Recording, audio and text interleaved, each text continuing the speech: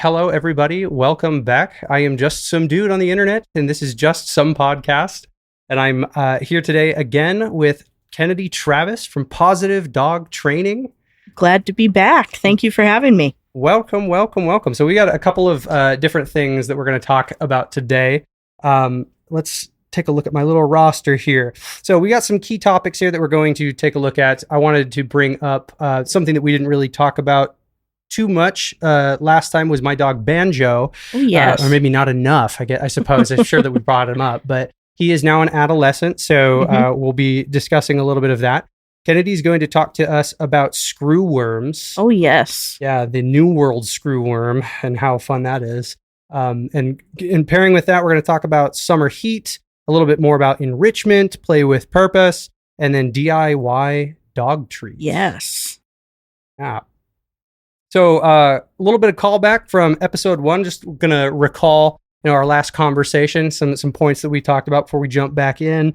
Adolescence so Banjo was a young puppy in the last time that we had spoke. I think it's been about probably like 2 to 3 months since we recorded that episode.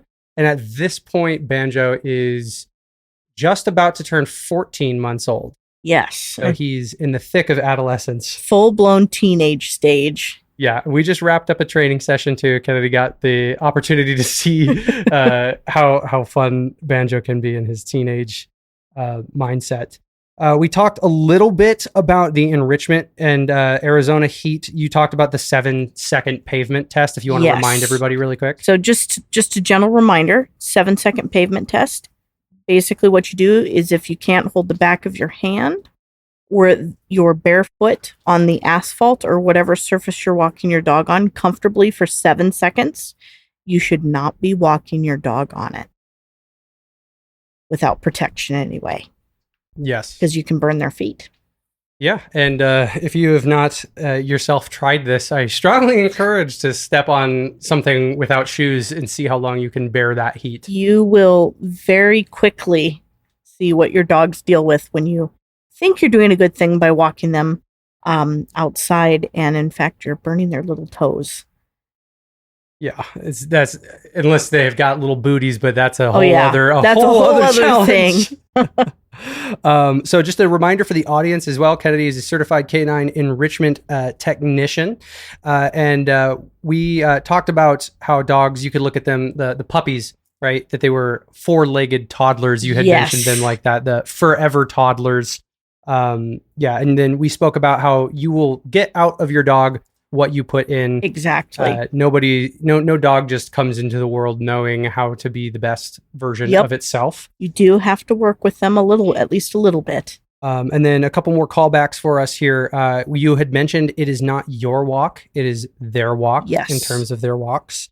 And you had mentioned the growl for your dog is the yell before the punch. Yep. So just a couple of strings back into the original conversation for the audience. That's a quick roundup. Let's talk a little bit. Let's jump into the adolescence piece of this. So I'll just kind of toss it over to you to talk about adolescence and what that means, since you are the expert. So, when they start to go from puppies to adults, just like with people, they get into that adolescent stage. Hormones are kind of bopping around and they become teenagers and they get their own big ideas and they start listening less. There's typically a regression, and that is completely normal. And the thing that we need to do as responsible pet parents is to just roll with it. Remind them, for example, sit. Go through sit again. They'll pick up on it fairly quickly, but they're going to have their own mindset on how they want to do it, when they want to do it, and we just need to gently remind them, hey, I asked you to sit. You need to sit. Here's a reward for sitting.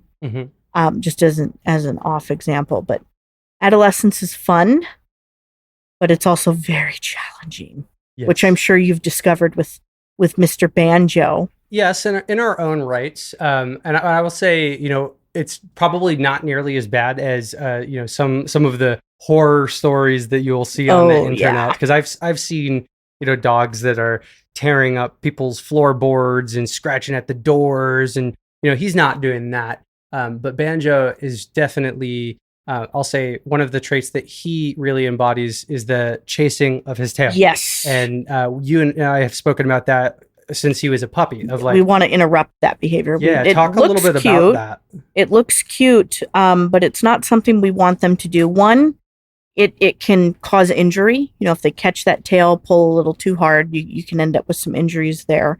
But also, they start to do it every time they're nervous or bored or anxious or really happy. And it becomes almost this obsessive compulsive disorder where they just do that and they can knock things over. And we don't necessarily want Banjo continuing that behavior. We want him to regulate his nervous system another way versus just chasing his tail. Yeah. I have had dogs, that'll lick the floor, dogs that have to cob, different things like that, trying to regulate their nervous systems when they're experiencing big emotions. Yeah, and I will say with adolescence as well, so like how we've kind of curbed some of that behavior, I'll just talk to some of the strategies that we have used with Banjo. We have some really nice bones that we will go get raw bones that have the marrow. Yeah, bone marrow. The marrow in them. Yeah, bone marrow in them that are frozen, so that gives him something to chew, something to lick. We've taken lick bowls, filled it with water, and then taken like some beef liver remains, like the powder that we have, and mixed it in, put it in the freezer, so that it gives him something to lick that is something to do. And getting them to lick and chew on things releases endorphins into the brain and helps them relax. And that is a wonderful way to kind of redirect that nervous system, redirect some of that tail chasing behavior, and then of course combat boredom, because teenagers, adolescents get bored and then they find their own entertainment, and that's when we run into some trouble. And I'll even speak to bumping into some of those walls along the way. We noticed that Banjo, it was a couple of months ago that this had started, where he'd go up to, we have a cat tree that has the rope that's wrapped around it, and obviously since he was a kid, a little tiny puppy, he loved grabbing ropes and kind of pulling at the ropes and stuff. So it started as like he's like pulling at the cat tree rope. Okay, whatever. Like the cats do that. And then that transitioned to where the carpet meets the tile and him wanting to bite at that piece. And I saw like a little tiny, chunk or whatever. And it's like, we have to stop this as soon as possible, because that is not okay. You cannot rip up the carpet. We had to come up with a better solution. And like I said, he loves ropes, but if you're playing with just normal ropes, like he likes to untangle them, he likes to shred them, and that'll get in his mouth, and there's a worry of swallowing. They can damage their teeth. You can swallow and cause damages there. You introduced us to this super awesome alternative that is like a coconut fiber rope, and like a bundle of coconut fiber that makes like a nice dense knot that is like big for him. And I've tried this a couple of different ways. One was like a smaller version of the coconut fiber rope that had a block of wood that he could chew on. Yep, the coffee wood. Yeah, the coffee wood. And then the other was just a big coconut fiber rope. And that gave him like weeks of entertainment. And he would shred it. He would pull it apart, and it'd just be a super fun activity. And I didn't have to worry that he was going to choke on something. And he wasn't chewing on the carpet because he had that appropriate outlet. Because he had this need to chew at that fibrous material. Whether he, his mouth was maybe bugging him a little bit, he was bored, the chewing, feels good when we do it, but we just can't chew the carpet. Yeah, and finding the alternatives, I think, is important, and like maybe something that people don't necessarily think about. They might, if you're inexperienced with dogs, or you might maybe just have your first dog, the natural instinct might be like, let me shout at them and tell them to stop, and put fear in them so that they don't do that. And I find, at least in my experience with Banjo, finding reasonable objects for him to partake in that activity still and facilitate that is better. Because you don't want to suppress, in my opinion, you don't want to suppress that behavior, because then it comes out at different times, and it almost is like a ticking time bomb where it just kind of explodes, and then you end up with a bigger problem than what you started out with. And that's why I'm a big proponent of finding appropriate alternatives that allow them to participate in that natural behavior in a way that isn't causing property damage. Yes. Something that we haven't spoken about with adolescents that I have here that I'd love to hear your take on is it's called the second fear period. Yes, the second fear period.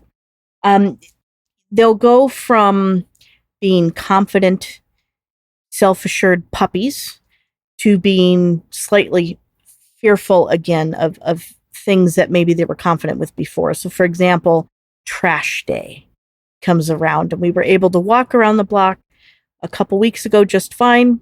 Puppy was great. We were ignoring the trash bins, and now all of a sudden, because they're there on a random Tuesday, they're scared of them again, and you need to work through that.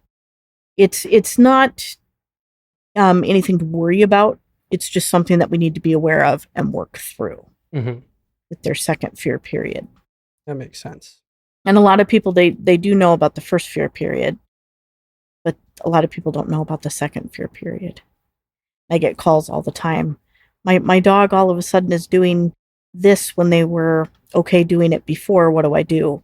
Then I have to go and show them how to work them through this fear period. Interesting. What's the maybe like the most challenging fear period, client, maybe like dog relationship that maybe you've helped them through? I would say probably the most recent one I worked with was a dog that was very, very fearful all of a sudden of trucks, big, loud, booming truck sounds. And of course, it's monsoon season, so we're starting to have thunderstorms and things like that.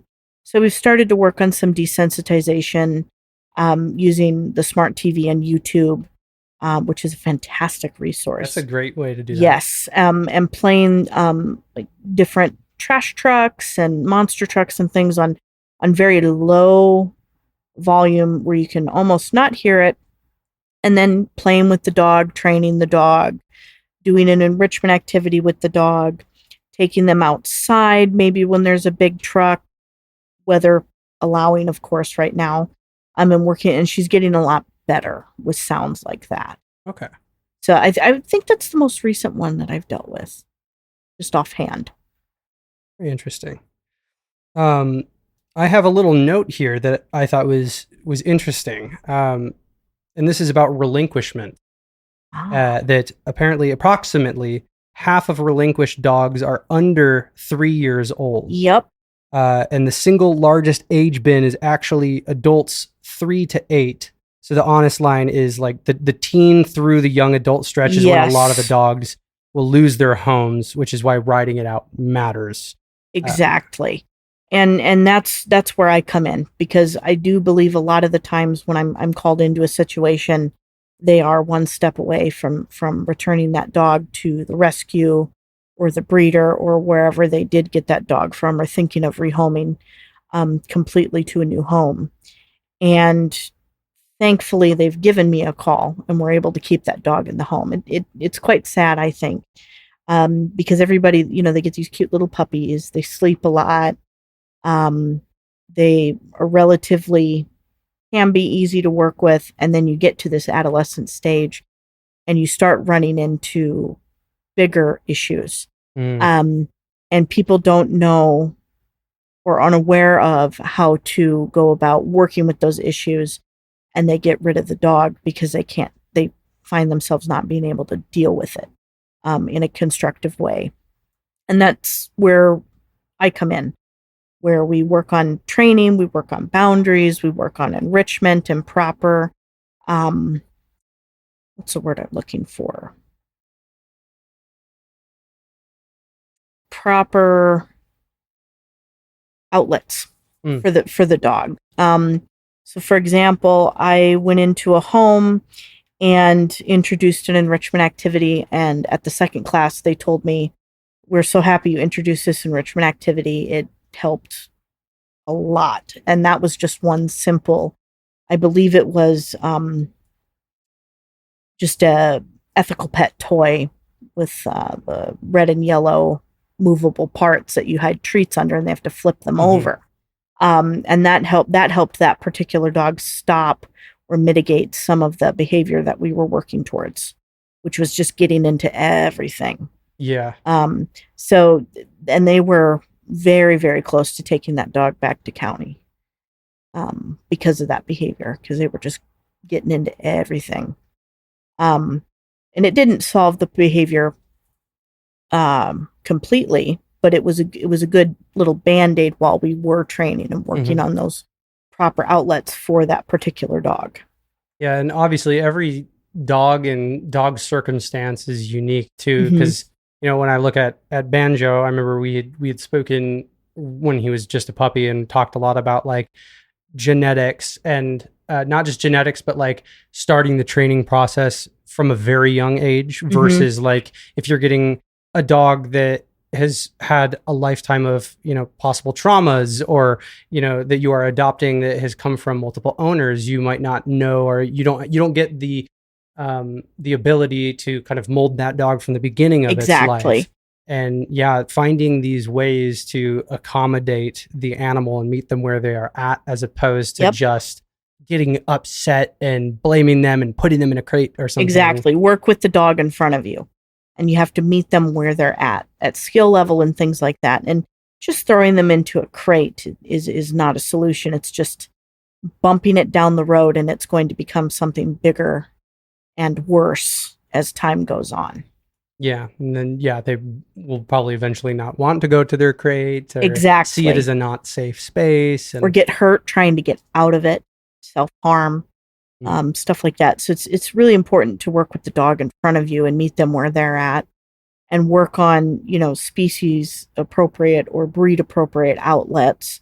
What I might do for a Shih Tzu is not necessarily what I would do for a dog like Banjo, who's a golden retriever. And then I have some notes here about, what tends to, sorry, one of my cats just knocked over a headphone stand. What I have for things that tend to work for, dogs. And number one that I have is consistency. Yes, consistency is key. That's one of my favorite sayings when I'm talking to people. If you live in a household with a few different people and one person's doing it this way and another's doing it this way, your dog's just going to be confused, and they're not going to be quite sure what you're asking for or what the boundaries are. Classic example, if you're the type of person that doesn't want the dog on the furniture, but your spouse or partner or roommate is allowing them on the furniture, you're going to have a very confused dog, and you're going to get frustrated, and the situation escalates. So that's why it's so important to be on the same page and be consistent with how you're working with that animal. Yeah. And I'll even speak to some of the ways that we had done that with Banjo too, to give the audience a little bit more examples. So when we first got Banjo, and we were talking through the ways to, make sure that he's properly crate trained and house trained and stuff like that, it all started with the crate for us, crate and food. And I would make sure that before I ever let him out or going through any type of door, that I get him to sit and to wait. And once I open the door and I wait a moment, and then I signal that he's allowed to go through. Like, that is part of our morning ritual. It's part of our, nightly ritual. Like, anytime that I go outside and I take him to the bathroom, that is consistent. And it's so consistent to the point now where when I go and I wake him up in the morning, he automatically will sit and wait for me to open the crate and let him out, or to walk into the house. And so it's the more consistent that you are, over an extended period of time, it's just like encoding the rule book. The dogs just do it. At my house, for example, when it's time to leave, everybody has a crate. I have 6 dogs. So you got some smaller dogs. So Bo is the first one that goes into his crate. And it's really funny because then Juno comes and gets in hers, and then Benji in his, and then the 2, Jack and Annie, will go into theirs. And then finally Ollie would go to his. And I don't even have to say anything. All I do is go around and shut doors. And the only way I got to that point was just being consistent and always doing it the same way every time. Bo is always the first one. Ollie is the last. The same order every time. Very interesting. Yeah. And your shoe is being attacked by my cat. Pam's playing with my shoestrings. Something also to kind of point out too, like you had mentioned, the consistency with the human beings. but that dogs also, I find, will behave in accordance with the person too. Mhm. So they will find little loopholes. Like if Oh, if yes. somebody's going to give me a treat at the table, but mom and dad don't, like I know that person will. So anytime that they're around, I'm going to beg from them. Talk a little bit about some of those dog isms there. Those little dog isms. So my grandma was that person. So when she was still with us, the dogs always knew that if they sat by her at the table, there would be something for them. They don't do that with me. They don't do that with anybody in the house. They just did it with her. Now that she's gone, they don't do it. We haven't had company over in quite some time, but I'm sure if we had like you come over for dinner, they would beg you because it's you're the new person, and let's see if we can get away with something. And I know there's some people that would be upset by that, but that is the personality of the dog. It does show intelligence. And all we do is, okay, if they're causing a problem, they just go in their crates. They get something to do while they're in their crates, and we continue doing our thing. I guess that would be one example. Well, wrapping up on the what works here before we shift gears. So we've already talked about the consistency. Yes. Right. And that like one word cues, same rules daily, that type of thing. Another thing to point out is to catch your dog being good and reward them. Exactly. So much of the time we only react to things. We redirect, or in some cases, I know some people correct, I don't. But we're only reacting to the bad behavior. We very rarely acknowledge the good behavior. So we do need to make an effort to, if your dog is laying down by your feet while you're reading a book, reward them for that. Because the more we reward that behavior, the more often that behavior will be repeated. If we ignore or redirect the behaviors we don't like, the less likely those behaviors will repeat over time. And that's where the consistency and patience comes into play. Yeah, and that literally patience was like one of the next things that I had was you might need to temporarily adjust your expectations. Exactly. Be patient and lean on like management, exercise, enrichment, all of that. Potty training is a great example for patient. Your puppy or your dog that arrived don't come pre-programmed knowing how to go to the bathroom, where they need to go to the bathroom, and things like that. So you need to break it down into consistent, small, achievable steps that they can easily understand and train the dog in front of you. Some are going to be easier to potty train than others. For example, my Yorkies were horrendous, but my bigger dogs were wonderful, just a breeze to potty train. But how they all got potty trained was the same method: consistency and patience. When they made little piddles in the house, nobody got yelled at. We didn't rub their nose in it. Nobody got spanked. We just calmly took them outside. I slapped my hand because it was my fault. And then I went inside and cleaned up the mess, and then we started over.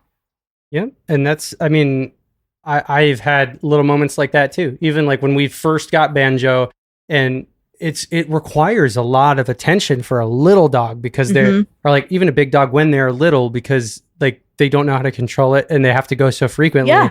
So, I could spend the entire day and, we've gone outside 12 times. And in the 3 minutes that both me and my wife just needed a small break, peed on the carpet.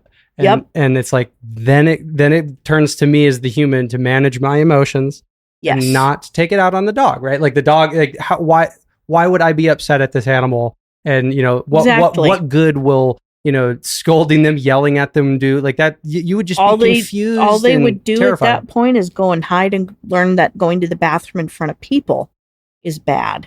So then you end up with a dog that won't go to the bathroom in front of you, which is not always fun. And then they go and they hide and they do it.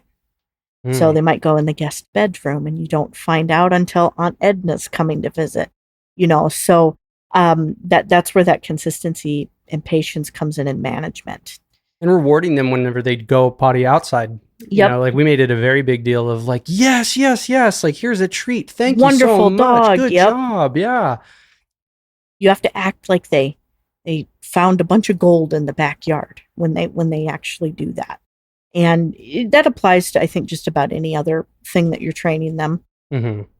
Patience, consistency, and management. If you're too tired to do something, then manage the environment appropriately so that you're setting your dog up for success and not failure. Yes, absolutely agree. And the last thing I'll say in this section of adolescence before we move on, and you've had to reiterate this to me too, so I'll reiterate it to the audience that regression is normal and temporary. Yes. Ride it out. Don't rehome over a phase. Exactly. And hire a trainer. If you've kind of run into a wall and you're pulling your hair out because you don't quite know what to do, hire a trainer, hire a professional that can help you. Yeah, that's the least that we can do to try to take the necessary steps to get control of the situation rather than blame the dog. Exactly. And throw a sour grape party. Exactly. Because the dog is, there's genetics and stuff that play into that, but they're also a product of their environment. And we are providing that environment for them. So we have to set them up for success. Very well said. Now I think that we should turn our focus toward talking about screwworms. You have come prepared with some statistics and numbers. Nasty screwworms. Yes. For our audience who might not know what screwworms are, could you fill us in, summarize, and kind of lead us in? So these are New World screwworms that have recently made a resurgence into the United States. So the younger generation might not necessarily know what these pests are. They look very similar to a housefly. So you might not even know what you're looking at if you see one. Currently, right now, they're predominantly there's cases in New Mexico and Texas. I haven't heard of any active cases here in Arizona, but I think it behooves us to be aware of the situation and be a little educated so that we can prevent the spread. For example, I have a friend of mine who works in Whippet Rescue, and when this first occurred and became nationwide news, their rescue stopped interstate transport of dogs. So if you lived in one state, you couldn't adopt another dog from another state through their program because it would require interstate travel, which can obviously spread this disease. Now, as of right now, I don't know if that's still active. I haven't spoken to her in a little bit. But these screwworms are actually quite interesting. So what they do is they have a very short life cycle. It's only about 21 to 30 days. The males live longer than the females. Okay. And typically what happens is they mate, and these females lay eggs in open wounds as small as a tick bite. And this is in living flesh. So living fresh. And they can also lay their eggs on other body openings, so like around the eyes, the nose, mouth, ears, genital area. And according to the CDC, a female screwworm can lay as many as 200 to 300 eggs per lay, up to 3,000 during her lifetime. Wow. Very short lifetime. So 3,000 eggs in 30 days of life is quite a lot of children. And what these eggs, they hatch within 24 hours of being laid next to this, little tick bite or little scratch or around your eyes or something, and they hatch. And then they burrow into that. And they are typically at that stage between 5 and 7 days, from what I understand. And it looks like maggots. Their larvae look like maggots. And it's interesting because if their host dies, they will just drop off because they can't survive on dead flesh. They only survive on living flesh. Interesting. So once they get out of that stage, they pupate and they drop off the wound and actually go into the soil. And they're between 7 and 10 days, and then they emerge as adult flies, and the cycle starts all over again. So that's why it's so hard to control, because it's very quick moving. In terms of their life stage is so short, they lay so many eggs, and this is what they do. And they can make the mammal or bird that they parasitize very ill from secondary infections and things like that. So the reason why I was bringing it up to my clients is because our domestic dogs can contract screwworm parasites. And I think it's important that we know what that looks like so that we can take the proper steps, first off, so that our pets in our care are receiving proper care and we're getting rid of this and we're preventing the spread, so to speak. 60 years ago, we were able to keep screwworm away, and it has since made a resurgence. Yeah, and for the audience, if you have not seen what screwworm cases look like, it is pretty gnarly. Google it. It is, yeah. If you see what it looks like, you will want to do everything in your power to protect your animal from them. Yes, and I actually have a couple pictures of it, of the infection on my blog post for this month, July. And we'll link that to the audience. And it, infected animals, they're going to change their behavior. They might shake their head a lot. They might rub a certain area, seek isolation, become irritable, weight loss, and then, of course, loss of appetite. So if you do suspect an infection, seek veterinary care immediately because all confirmed infections have to be reported to our government. So then they can kind of map the spread and whatnot. Typically, you're going to see them in wildlife and, farm animals, livestock, stuff like that. Absolutely brutal. Yeah, I'm thinking of the pictures that I have seen. Yeah, so it looks painful, and so it's always good to just check out the USDA website. They have a lot of really good information on screwworms, what their life cycle looks like if you're interested in doing a deeper dive there, and what to do if you suspect there's screwworm in your community. Fantastic. And yeah, we will provide links to the audience below to both their blog post and to the government website as well, so that people can remain informed. Want it to be as easy as possible for you all to find what we're talking about. Because if we're informed and not trying to fear-monger anything, just so we're aware what it is. Absolutely. Well, shifting gears from that public service announcement, let's talk a little bit about the summer heat.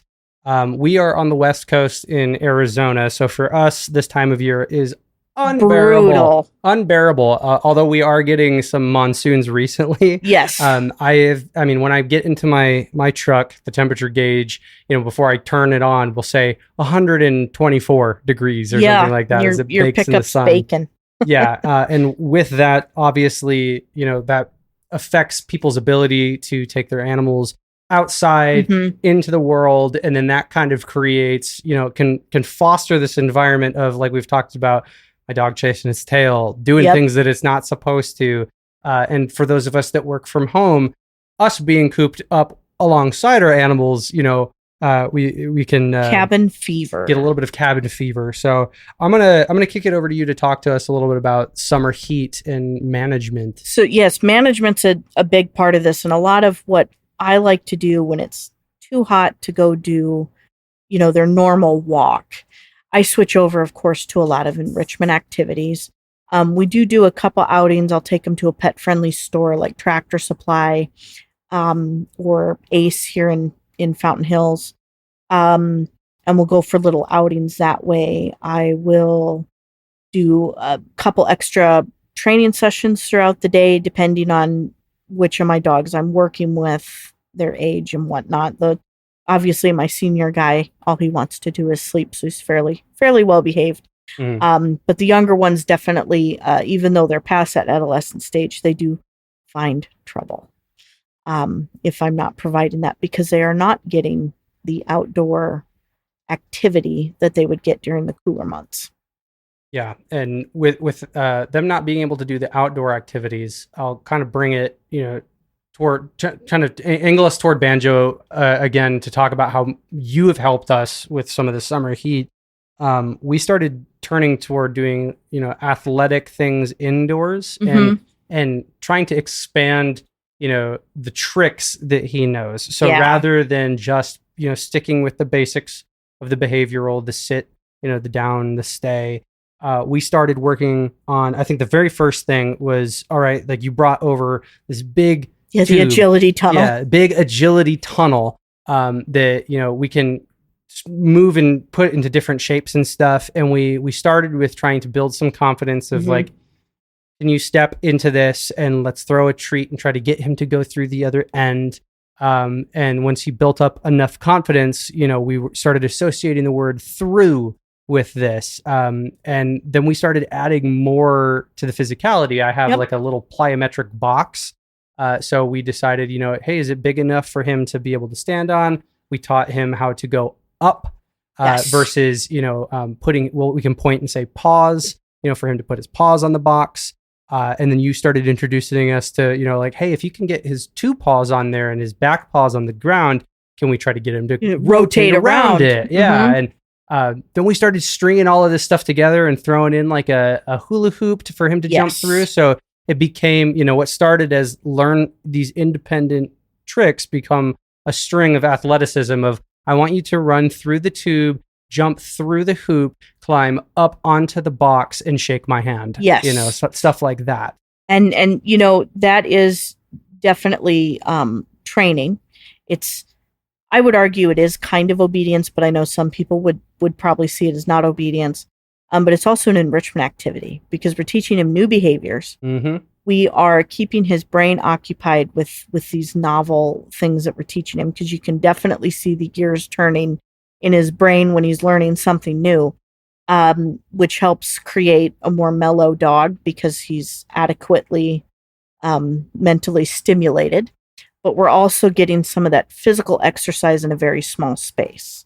Mm-hmm. Because we're not able to go take him and walk around the fountain, for example, right now. It's just too hot. Run outside in a park and chase a ball. Exactly. And so getting him to, for example, get up on that box and sit and shake and do that, and then jump off the box and go through the hoop and then back up onto the box.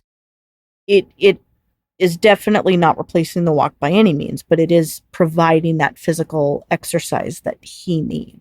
Yeah. Now you won't have to do this with every breed unless your individual dog enjoys it. For example, if I had a couch potato dog, such as a Shih Tzu, we might do a little less, just because they're more content to kind of just hang out. Mm-hmm. Typically, I mean, there's always outliers, but a dog like Banjo, I feel definitely needs that stimulation during the summer months, especially as an adolescent dog. Because otherwise he would be driving you absolutely bonkers. Yeah, no, and even still with all of the enrichment, we find little pockets of bonkers that he fills out. But yeah, it does go a very long way, and I will say that while it's not as physically exhausting as maybe like going on a walk for an extended period, it didn't require nearly as much, like maybe like 20 minutes worth of effort. And at the end of the 20 minutes, you and I could tell that he was much more well-regulated. Yep. He wanted to sploot and kind of hang out. Yeah, as opposed to, hey, I'm super excited. I want to jump. I want to chase my tail. I'm bored. 20 minutes of focused activity and doesn't even have to be the physical aspects that we talked about. We shifted gears toward teaching him how to speak, teaching him how to whisper, teaching him how to crawl, all of these different elements, and even doing them 5 minutes at a time throughout the day, multiple times a day. I noticed a difference. It definitely helps regulate that energy inside of him just a little bit more. And it's not perfect. I mean, you have your good and bad days, but I think if we did that with our dogs at minimum 20 minutes a day. I mean, we can all carve an extra 20 minutes out of our day and do that with our dogs. They would be much more content, and we would be dealing with a lot less frustrated type behaviors. Yeah, absolutely. Completely agree. I want to talk about, again, so we've talked about the pavement being super hot, but let's touch on, again, parked car. Oh, right? Gosh, if it's 70 degrees out, right? It can be plus 40 degrees within 1 hour. And most of that is in the first 15 to 30 minutes. Exactly. And you have to remember a dog's core body temperature is much warmer than ours, so they heat up much quicker. Frankly, leaving your dog or a child in a parked car without it running is very, very irresponsible.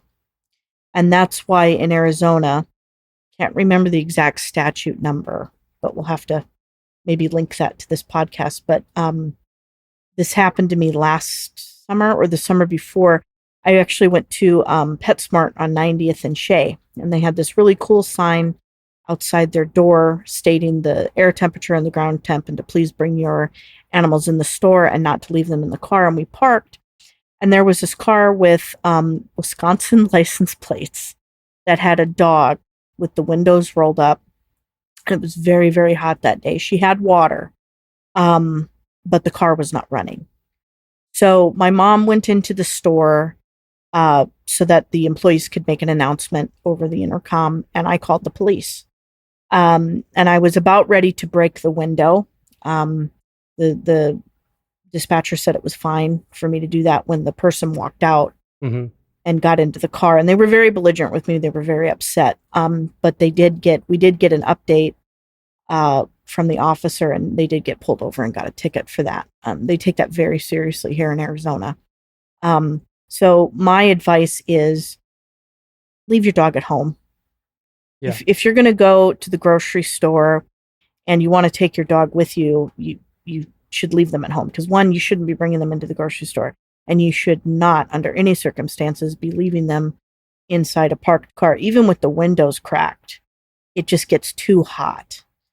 And our dogs deserve better. Our pets deserve better than that. And you have even mentioned, I think earlier to me today, that somebody taking their dog outside, and it's very, very, very, very hot, and they're overheated, and they took them back home, and they passed away from like heat stroke after the fact. Yeah. So, like right now, the air temperature. What is the air temperature? Do you know? It was this morning. It was like 85, but maybe 90 is the max right now, and it was 70% humidity. And it's very humid right now. It's ungodly humid because we had the rains, and we're going to probably get more, hopefully. And the humidity can also affect our dog's ability to adequately cool off. So like on a day-to-day, when the air temperature is cool, somebody taking their dog outside on a walk may not know that they're actually causing their dog to overheat, because dogs cool off primarily through panting, and that works by evaporation, where the spit on their tongue gets evaporated while they're panting, and that's what cools them off. When it's this humid, evaporation doesn't happen as efficiently, so they can overheat. So it's important, to keep an eye on the humidity, not just the temperature, and then maybe skipping the walk. A skipped walk is not going to kill your dog. The walk might. This time of year anyway.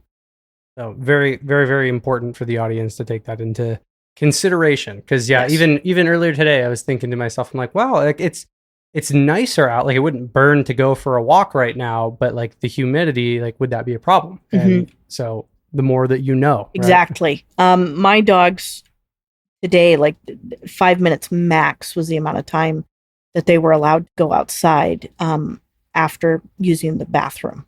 They got 5 minutes, and then they were all back inside because it's just too hot, too humid. Yeah. For the audience, I just want to point out too here, I got this in my notes. The dogs that are kind of at the highest risk, right, from when talking about, that heat stroke, summer heat affecting them. We're talking overweight dogs, senior dogs, thick coated dogs, ones with heart and airway disease, things of that nature. And don't forget brachycephalic dogs. Yes, I actually have that, but I did not. I looked at that word and I was like, what does that say? Brachycephalic. So, your smash nose face dogs, bulldogs, pugs, boxers, Boston Terriers, Shih Tzus, Pekingese, they all have that smashed nose. Yeah. And there's less to cool off in those areas, so they're not as efficient cooling off when they pant and things like that. And they are extremely high risk for heat exhaustion and heat stroke versus other breeds. Well, That's enough on summer heat. Let's go to something happier. Let's make us a little bit happier, and this is actually one of your favorite things to talk about is enrichment. Oh, I love enrichment. And I know that we talked a bit about enrichment last time, but there's always more to talk about when it comes to enrichment. Yes, because there's actually 5 different types of enrichment. Yeah, there's so many ways that you can do this. So the first one I'll cover is nutritional enrichment. Okay. So this includes like natural feeding behaviors, foraging, chewing, licking, whole prey items, puzzle feeders, slow feeders, scatter feeding. Those are kind of some examples of nutritional enrichment, but also providing novel food items to your dogs. Oh, we gave Banjo a watermelon this week for the first time. And how did he like that? It took him a moment to learn how to do it, but we got a video of him, and it's definitely like it looked calming. Oh, Haley showed me that video. It was cute. Yeah, he was licking it and chewing it, and just enjoying it. So it definitely was a novel thing for him. Oh, it helped him hydrate too. Yes, very, very good for hydration. Try freezing it next time and tell me what he does. Ooh, okay. I'll have to give that a try. That's always fun because freezing things is also something that we can kind of add on to that enrichment aspect, and it encourages the licking and it helps cool them off, and it's just so much fun. All right. Well, I will freeze the watermelon next time. Interesting. And number 2 on my list is occupational or cognitive enrichment. So basically, you're giving your dog a job. Okay, we're not doing bomb sniffing. We're not doing protection work or anything like that, but they're working for their food. And they're, maybe we're training them something new. We're working on a brain game. And of course, all of these things that I'm talking about overlap. They intermingle with each other. There's not hard lines in between each category. But for example, my Jack's job in the morning is to come out with me when I get the dog's food ready, and his job is to sit and wait patiently for a blueberry. That's his job. That's his job. That's awesome. And then number 3, which I think is probably one of my all-time favorites, is just simply sensory enrichment. And this is the one that gets left out the most. We always think, we need to be doing something with food or some sort of activity, and we forget the sensory stuff. So that includes sight, smell, touch, hearing, and of course, taste. Although taste, I think, is interesting because dogs don't have as many taste buds as we do. So what we think is flavorful might not necessarily be flavorful for them. But some examples of sensory enrichment include bird feeders and a fish tank. And if you've ever been in my house, which I'll have to show you a picture, Stephen, I have a fish tank for my dogs, a 75-gallon tank. It's at eye level on the floor for them. Oh. So it's not directly on the floor. It's just a little tiny stand. It maybe stands about 8 inches off the ground. And my dogs enjoy watching me feed the fish. That is a type of sensory enrichment. And then, of course, I have bird feeders. I specifically feed the birds in our neighborhood so that the dogs can chase them, but also watch them from the window. The cat quite enjoys it too. Yeah, I used to have a Yorkies, and they love to chase the quail. Oh yeah, my little Jack. If he was any bigger, I think he would catch one.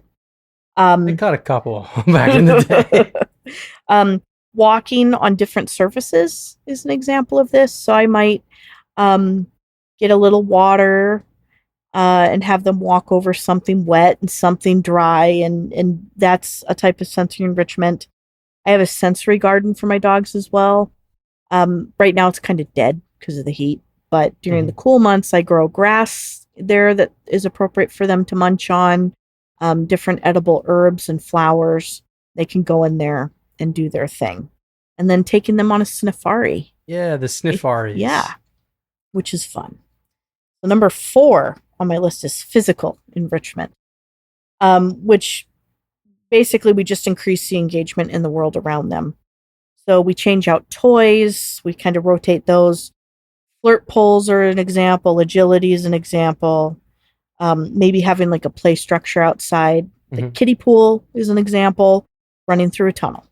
Those are all physical types of enrichment. And then the last one is social. Now, this doesn't just mean playing with other dogs. It can be time with other dogs, other animals, or people. For example, I have guinea pigs. My dogs really like to watch the guinea pigs in their cage, and that's an example of sensory enrichment, but also social enrichment, not only for the dogs but the guinea pigs as well. And this isn't the same as socialization, though. Socialization, the definition for that is basically exposing your dogs to new sights, sounds, smells, events, etc., in a positive and controlled manner. So in order for the social enrichment, especially with other dogs, I would say your dog needs to be well socialized before they can participate in social enrichment, just to keep everybody safe. Yeah, that makes sense. And socialization's best done at a young age anyway. And cooperative games such as tug and fetch are an example of social enrichment. Physical too, like I said, these overlap, but your dog is socializing with you. Yeah, they're partaking in something. There's a give and take. Yes. So I love enrichment. So those are the five big categories, and of course they go into subcategories. I could go on for hours. Well, we'll have to go deeper into it as we continue to do these podcasts, because I'm sure that people will want to know more and more, because it's an onion. The more that you know. Oh yes, it's a Shrek. It's an onion. Talking about enrichment, just kind of like looking at some of my notes before we move on. I've got, for sniffing, right? The dogs have 200 million plus receptors versus us as humans in our nose, we have like 6 million. Yes. Right? We can't smell for crap, but the dogs can. My favorite example to tell clients is if we were making a pot of chicken noodle soup. We all know what that chicken noodle soup smells like, right? Yeah. The dog can smell each individual ingredient in that soup. Wow. We can smell it as a collective. But if I put celery in there and you don't know that there's celery in there, you're not going to smell it, but they can. That's cool. That's very unique. Yeah. Another item that I have here under enrichment, and I think that you would agree, is that under-enriched dogs will enrich themselves. Oh, yes, they will. That will lead to chewed chews, barking. Property damage. Yeah, it's an unmet need and not defiance. And I think that's exactly like an important thing to highlight, where we might look at these behaviors and be like, shake our fist at the sky and be like, why are you choosing to do this? And, and the reality is it's like they're doing that because there is an unmet need. Yes, it's a natural behavior for that dog. If that is not being met in a socially appropriate way, of course they're going to go out and dig in the backyard. But if I provide them somewhere to dig, I don't have property damage and I'm meeting the needs of my dog. And everyone's happy. Exactly. And that's a responsibility I think people need to realize as pet owners, because it's not just dogs. Cats deserve enrichment, guinea pigs, even fish, they deserve enrichment. Mm-hmm. Little treats, playing with toys, new novel things. Yeah. Exactly. 100% agree. I think we didn't mention this either, but like snuffle mats too are I love snuffle mats. Good example of some enrichment too, putting your food in a little mat where they have to kind of like move flaps around and to get it.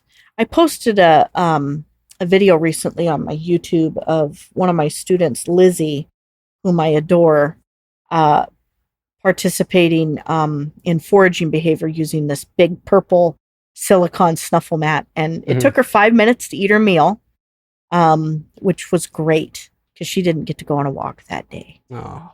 You mentioned you were talking about meals and food and stuff, and I wanted to touch base because we've had a number of conversations about this where I've noticed, right, where I'm like, hey, my dog seems to be less interested in the meals recently. What's going on? And you had mentioned to me, you're like, if you take the same meal every single day and eat it the same way on the same plate, with the same silverware, you would get kind of bored after a while. Yes, you would. So finding ways to take the same food that we are eating or giving him and changing the way that he's receiving it. So one day, in the morning, it might be the Bob-a-lot. And then, another day I might just feed him from my hand. And then the next, it's like I'll sprinkle it on the ground like a chicken, or Mhm. mix it in with some toys that he has to dig through the pool to find the food. Exactly.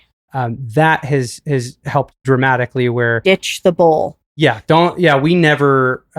I'll say, like, the only time that we feed our dog from a bowl is if, like, I'm getting ready to leave Mhm. for a couple of hours, and I'm not going to be back until, like, a little bit later, and I Mhm. want to make sure he has the food. Otherwise, it's like, we are always involved in that feeding and try to find a way to make it as enriching as possible. Yes. Interesting. Because if I had to eat spaghetti is my favorite meal. If I had to eat spaghetti every day in my house, I'd probably get bored of it real quick. But if I got to go eat spaghetti in Italy, I'd be happy. Yeah. So change it up, audience. There's a suggestion if you haven't thought of it. We've got 2 sections left to talk about, and I know that you are a real big fan of this, and that is play with purpose. Yes, You've been play wanting with to talk about purpose. this for a while. So play with purpose. We've already done it with Mr. Banjo. Mhm. All these interesting activities we've been doing with him is that play with purpose. And the purpose to me can be whatever outcome you want it to be. So for some people, the play with purpose might be the dog becoming a service dog or a therapy dog. In this instance with Banjo, it's so that he doesn't tear the house up and chase his tail till he causes himself to fall over because he's so dizzy. But play with purpose can mean a lot of things. And training in and of itself is just play. Mhm. And there's purpose to that play. I like to look at everything as a game.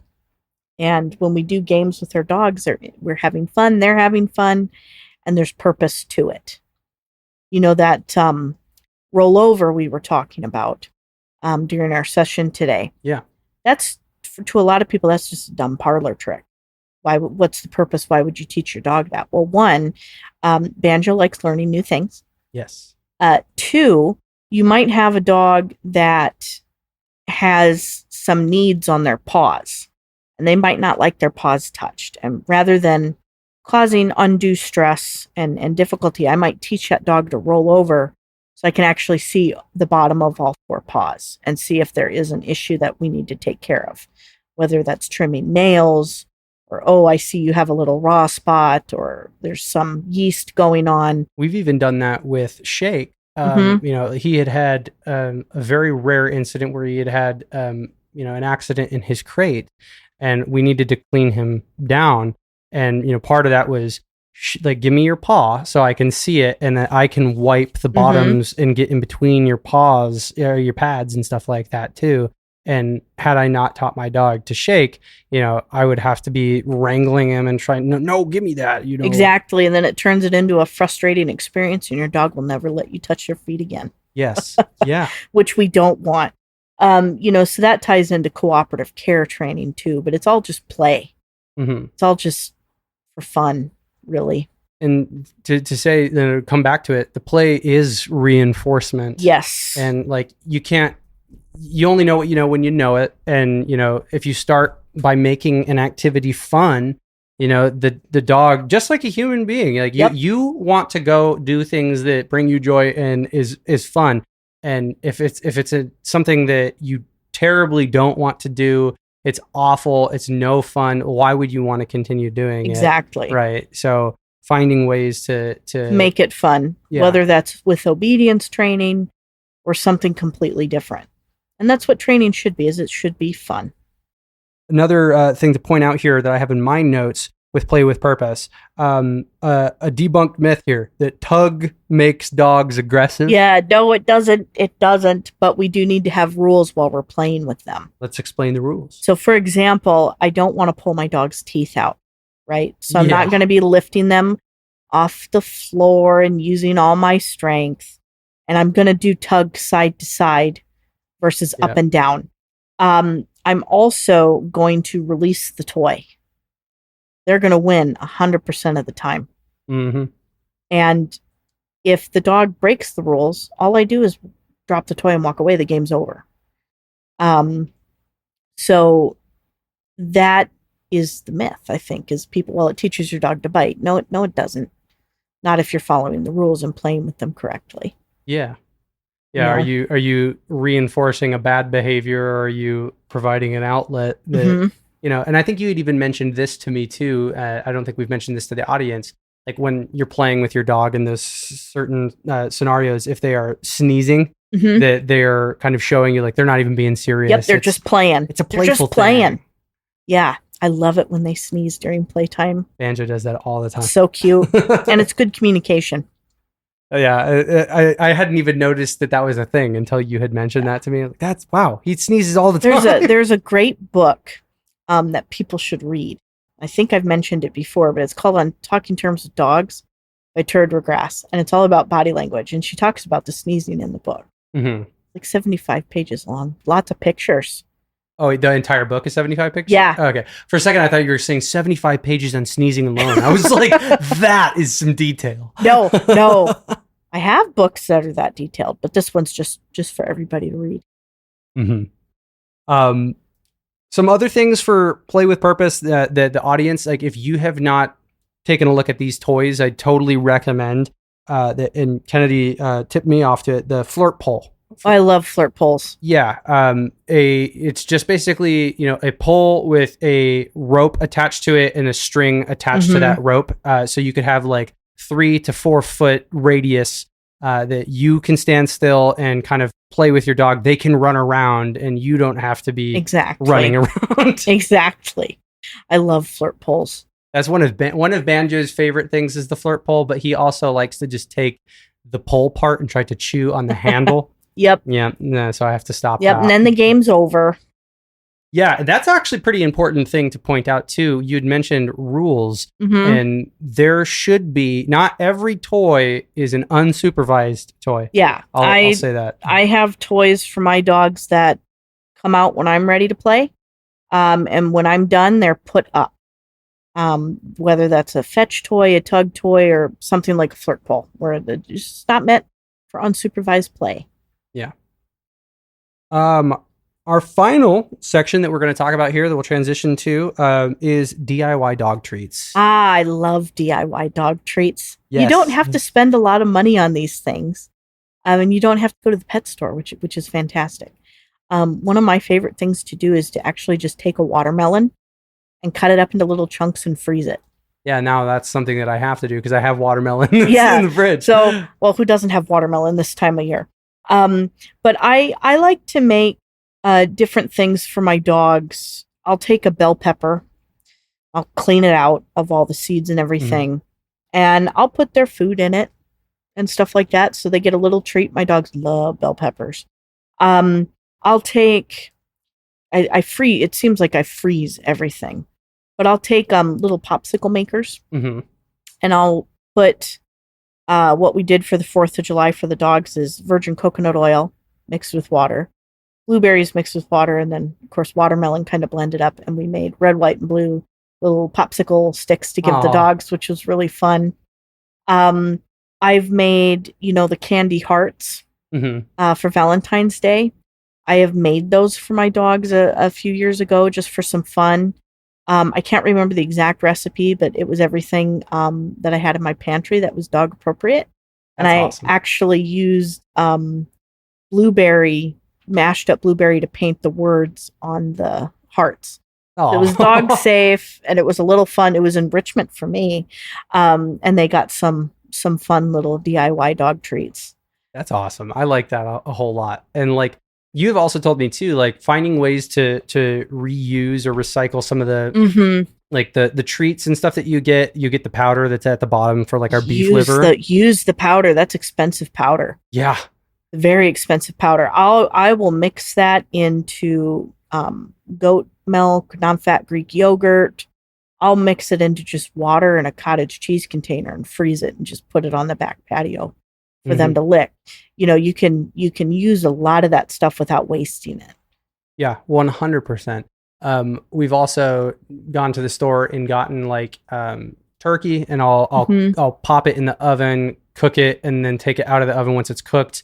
And I've got little slices, put it in a dehydrator. Oh yeah, do that. I know Banjo loves that. Oh, I have a dehydrator, and that gets used quite often. So it's fun to make your own dog treat, and then you know what's in them. But it's important to do research and make sure that you're feeding appropriate foods. You don't want to give grapes, for example. I had a client recently who did not know that grapes were highly toxic to dogs, and they had actually fed their dog a grape. They were lucky it was a very large dog, and they didn't feed them more than one. But it's just important to know, if you are giving your dogs any homemade treats, make sure the ingredients you use to make them are safe for dogs to consume. Yeah, and I've even got a little list here of things, right? So a big caution symbol on xylitol. Oh, xylitol, birch sugar. Mm-hmm. Yep, that's commonly found in sugar-free products that we have. Gum is a particularly popular item, and xylitol is very deadly to your dog. That is an emergency situation. That is a trip to the vet. Mm-hmm. That is an expensive vet bill. I've got you've got hypoglycemia, seizures, liver failure, and death. Yep. It's xylitol is no joke. So it's really important if you're using, I know we go to the store, Pure Positivity here in town, and get different things from there. We know that the ingredients with that are safe. But if you're going to the grocery store, for example, to get peanut butter, yes, or pumpkin from a can, read the ingredients before you buy the product, because companies change ingredients all the time and they don't tell us. And xylitol or birch sugar might be in those ingredients, and you might be unknowingly causing your dog to have a medical issue. It's important to read those ingredients. Yeah. We've got stuff that's things that are safe: xylitol-free peanut butter, plain pumpkin, apples, carrots, sweet potato, cheese, oats. Some other things to not give your dog: chocolate, macadamia, onion, garlic, chives, grapes, raisins, and heavy salt. Yes. Like if you want to make anything with bone broth, for example, don't go buy the canned bone broth from the grocery store, because there's lots of sodium in it, lots of salt. So I would urge you to either go buy a dog-friendly, made specifically for dog bone broth, or make your own. When you have that roast chicken, save the bones, because you can make your own bone broth with that. You can make your own good idea bone broth with the pork bones left over, the beef bones left over, and your dog will enjoy that. We don't have to put salt, garlic, or onions in it. Yeah. And it's a great way to just get the most mileage out of something that you're already going to throw away. Yeah. I like to utilize something as many times as I can. I've got a couple more points here, and curious what your take is on this. I've got the 10% rule. So treats accounting for less than or greater to, or less than or equal to 10% of the daily daily caloric count. I give this one just a little leeway, but I'm bad. If I'm doing a heavy training day with a dog, I might feed them a little less dinner. I'm very aware of the treats that I use are very low in calories. Less is more, in my opinion. So I'm always looking at the ingredients that are going into that treat. Whether I always use commercially made treats for my training classes versus homemade stuff, because you don't know what a client might be allergic to or not. But for example, if I'm using those training treats, there is a ton of ingredients that go into those singular little training treats. You all know what those look like. Yeah. Versus if I just go get Vital Essentials or Pure Bites or, just single ingredient stuff that are made specifically for dogs. And those caloric counts are so much lower and the treats are so much bigger, and we can cut them up into really, really small pieces. Yeah. Yeah, that we've definitely had to do that, because when I first was training Banjo, I was realizing, I'm like, oh, I can't, if I give you just the whole little piece of this thing, we're going to go through all of it. You're going to eat way more than you should. You're going to I'm going to break it into, 3 or 4 smaller pieces and make it work for them. Yeah, last a whole lot longer too. Well, that puts us at the end of all of our segments that I got here. So I'm going to kind of steer us back, do a little bit of kind of closing here, so we can talk about some takeaways. So we talked a little bit about adolescence. Yes. right? Mentioning that it is a phase. Ride it Yes. out. We talked a little bit about screwworms and Mhm. what those wounds look like and what to do whenever you see them. Just Google those. Yeah, please do. We talked about heat and cool, not cold. Never being in the car Yeah. with it off. That is incredibly important. Just leave your dogs at home, folks, when it's hot. That's just safer. Yeah, if they're not attached to your hip and you're going somewhere. Yeah, if they're not a therapy or service dog, I think you should just home. Yes. Then we transitioned to talk a little bit about enrichment, right? And we also, like sniffing is greater than, sprinting and playing and stuff that. Yeah. Getting the most out of the nose, right? Yes. Let your dog use their superpower. Yes. And remember, you set the rules, right? When it comes to the treats. Yes. And make sure to check any of the peanut butter labels. Just throwing that out there. Yes. Xylitol. Peanut butter is a big one. I see that all the time. Yes. So where can the audience find you? Obviously, this is going to be in links below, but so I'm on YouTube, and TikTok, and then of course Facebook and Instagram. My YouTube page, I'm the most active on. So I like to post a short just about every day of me working with somebody's dog. I also have a blog on my website that's updated monthly, just with some different points of views that I might have, some tips and tricks. I always have a student spotlight and then meet the breed. So like, for example, this month's breed was a very patriotic one because it's July. And of course, it was about the American Foxhound, which our president, George Washington, had a heavy hand in developing that breed. So the more you know. Oh, it's interesting. Well, as always, I really, really appreciate your insights. I know that the audience does as well. And I'm sure that we're going to have more conversation as the days, weeks roll on. So audience, if you like this, please click like. If you have a comment or a question that you want to ask Kennedi, drop it below. And of course, we will have all of the notes in the show notes below.